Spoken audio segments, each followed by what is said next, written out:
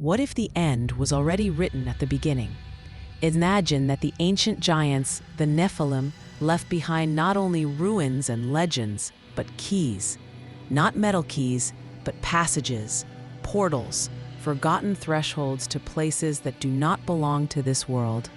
We are not talking about symbols or metaphors. We mean real gateways, hidden in the heart of lost civilizations, carved in stone and protected by time. What if these portals had never been closed? What if they were not a memory of the past, but a present danger, active, perhaps even monitored? The disturbing questions begin to multiply, because too many coincidences lead to the same remote places, the same erased names, the same official silences. Behind every ruin hides a secret. Behind every secret, perhaps, a door still ajar. In the most obscure religious texts and forgotten myths, one idea returns obsessively, that of a passage, a sacred and forbidden threshold through which superior entities could enter or exit our world. But what if those portals were not only for fallen angels? What if the Nephilim also used them, not to descend, but to escape? Imagine a powerful hybrid race, half spirit and half flesh, condemned by God but determined to survive. They may have crossed those gaps to escape extinction, bringing with them forbidden knowledge and the memory of forgotten worlds. And perhaps as we dig in the desert or the jungles of South America, they are watching us, not as ghosts, but as travelers hidden in the folds of time and space, waiting for the portals to open again. What if I told you that there is concrete proof buried under centuries of dust and omissions, something that shouldn't exist, yet it is? A forgotten fragment, overlooked by official history, capable of overturning everything we think we know about antiquity. But to understand it, we must go back to the beginning, to the moment when everything changed. The Watchers, the rebel angels. Those who defied the laws of heaven, came down to earth and contaminated humanity with forbidden knowledge. According to ancient traditions, they were punished and chained in the depths of the world.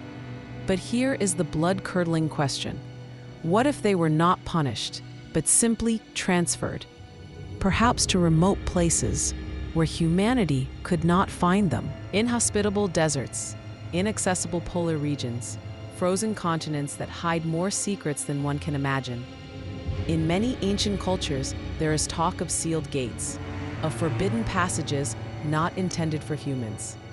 Places where the border between our world and another thins until it disappears. Some of these sites are located next to inexplicable megalithic structures. Baalbek, with its cyclopean stones in Lebanon. The Gate of the Gods, hidden among the Andean rocks of Peru.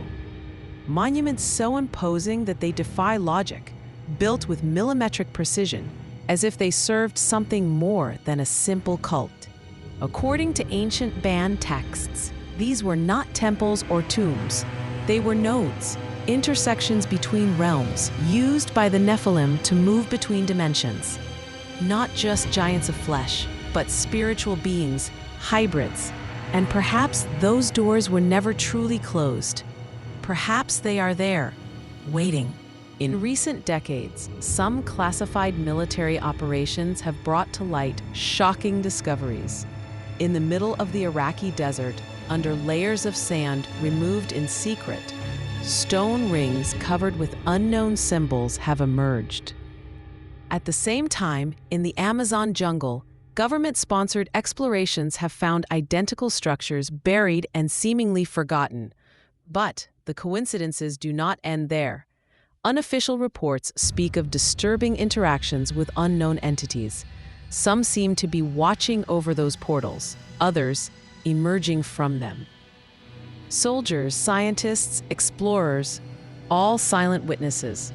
Officially, nothing happened, but the leaked testimonies speak clearly. It is something that goes beyond archaeology, beyond logic, a truth that lies beneath the surface, guarded by those who know, and feared by those who should protect us. One of the most disturbing episodes ever whispered about involves a classified mission near Mount Hermon.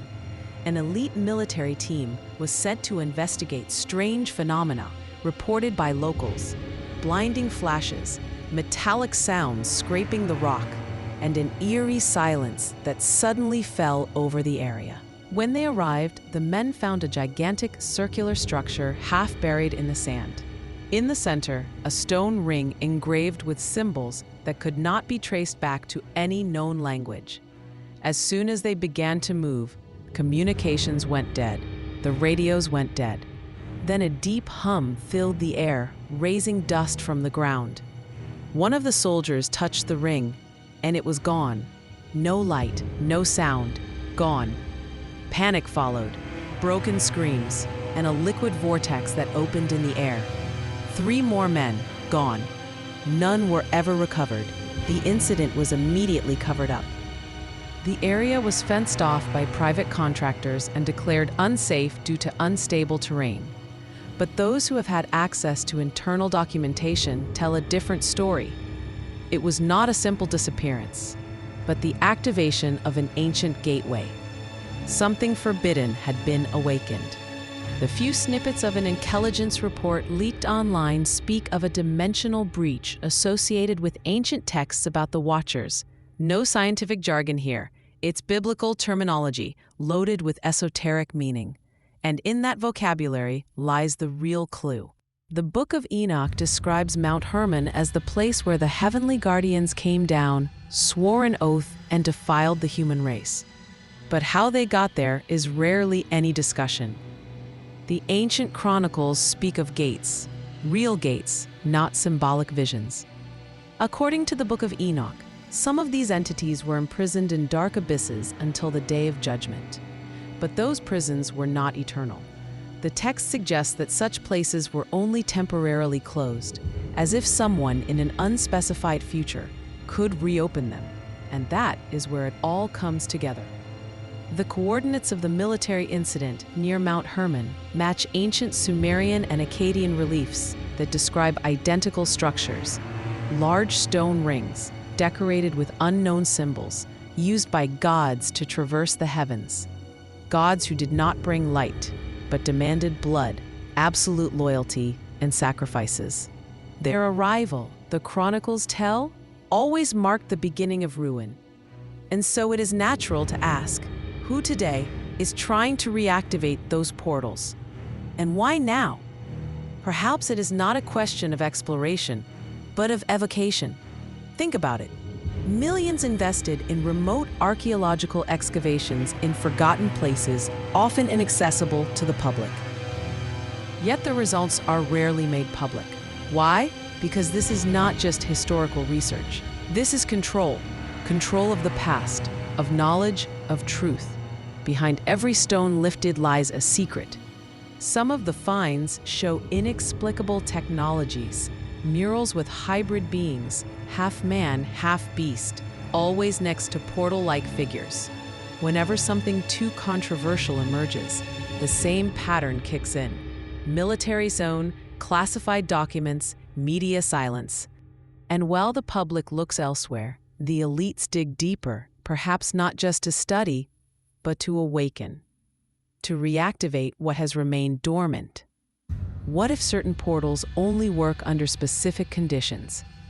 Some ancient texts indicate lunar alignments, geomagnetic peaks, and precise rituals. Is it really just superstition? According to some independent researchers, the reopening of the portals is not just a theory, it is a process already underway, orchestrated by groups that claim to descend directly from the Nephilim. Secret societies that guard rites, symbols, and fragments of a pre-Diluvian knowledge transmitted for millennia. Their texts speak of famous men, the hybrid rulers of an ancient era wiped out by the flood. And if that seems like pure fantasy to you, look at the finds. In Turkey, a top-secret excavation has reportedly revealed a tablet with symbols identical to those found near Mount Hermon. The engraved language, virtually identical to Nokian, a supposed angelic language passed down by the fallen themselves. What is a forbidden religious symbol, considered myth, doing carved into stone in two sites thousands of miles apart? And why, after every discovery of this kind, does silence always follow? If what was once considered myth is reflected in actual archaeological discoveries, then we must ask, what else has been hidden from us? Every silenced find, every blacked out document, every erased symbol could be part of a larger mosaic, a plan as old as time itself. Perhaps the portals were not created just for travel, but to open gaps between realities. And perhaps some of them have already been reactivated. In an age where technology and the occult merge, ignoring these signals could mean opening the door too late. If you've come this far, it's no accident. You are part of that small group that does not accept pre-packaged truths. If you want to continue exploring what they hide from us, sign up to Shadows and Secrets, like and share. This is just the beginning. What is to come could change everything. That said, thank you and see you next time.